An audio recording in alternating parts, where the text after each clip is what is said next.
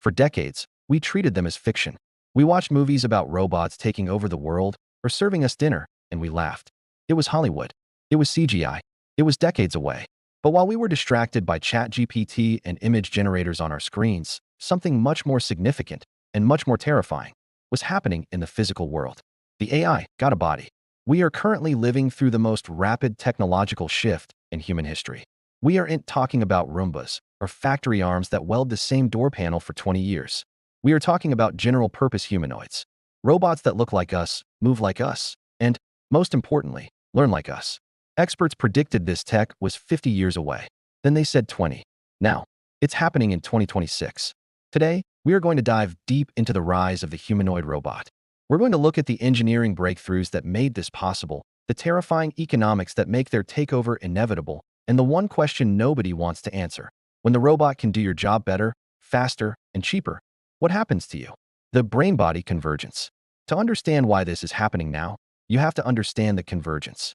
For the last 40 years, robotics and artificial intelligence were two separate fields. Robots were dumb but strong. You had to code every single movement. If you wanted a robot to pick up a cup, you had to program the coordinates of the cup, the pressure of the grip, and the trajectory of the arm. If you moved the cup 1 inch, the robot failed. It was fragile.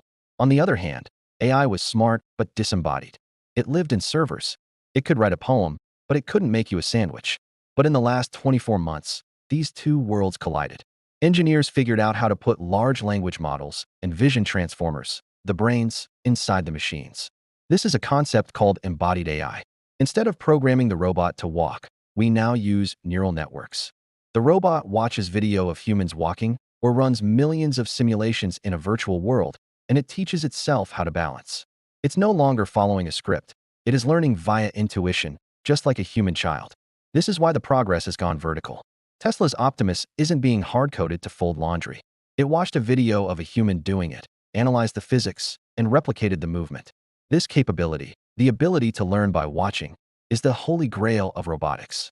And we just found it, the economics of replacement. But the technology isn't what should scare you. What should scare you is the economics. Because ultimately, the world runs on money. And humanoid robots are about to break the global labor market. Let's look at the math. A warehouse worker in the US makes about $40,000 to $50,000 a year. They work 8 hours a day, 5 days a week. They need breaks, vacations, health insurance, and sleep. They get injured. They get tired. Now, look at a humanoid robot like the Unitree G1 or the upcoming mass-produced Tesla Optimus. You buy the robot once for $20,000. It works 24 hours a day, 7 days a week. No sleep, no holidays, no HR complaints. In a single year, one robot provides the labor hours of 3 human shifts. That means for the price of half a human yearly salary, a company gets the output of 3 workers effectively forever. There is no CEO on Earth, I don't care how ethical they claim to be, who will ignore that math. If they do, their competitors will crush them. This isn't a choice. It's an economic inevitability. The moment these robots are reliable, blue-collar labor, as we know it, evaporates. The major players, the arms race. This is why there is a massive arms race happening right now. The biggest companies in the world are pouring billions into this. Let's look at the leaders. First, Tesla. They have the manufacturing capacity. They are building the machine that builds the machine. Their goal is millions of units.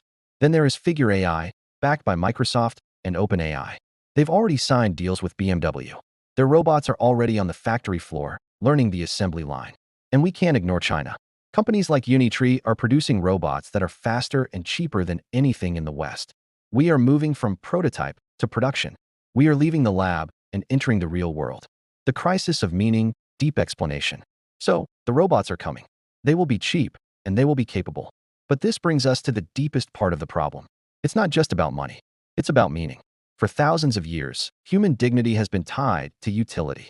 You are useful because you can work. You provide for your family. You contribute to society. Our entire social structure is built on the exchange of labor for survival. What happens when the machine can lay bricks better than a mason? When it can perform surgery better than a doctor? When it can even create art or music?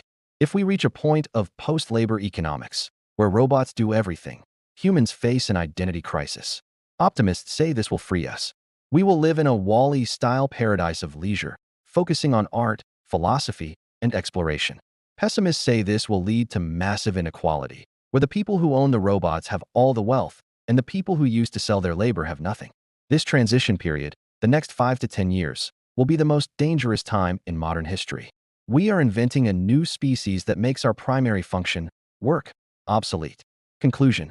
The age of the humanoid is not coming. It is here. The hardware is ready. The AI brain is waking up. Whether this leads to a golden age of abundance or a crisis of obsolescence depends on how we prepare for it today. The 9-to-5 grind is ending. But the question remains, what will you do when the world no longer needs you to work? If you want to stay ahead of this wave, you need to understand it. I'll be tracking every update on this channel. Make sure you subscribe and turn on notifications. And let me know in the comments. Would you trust a robot to do your job? Or are you planning your escape?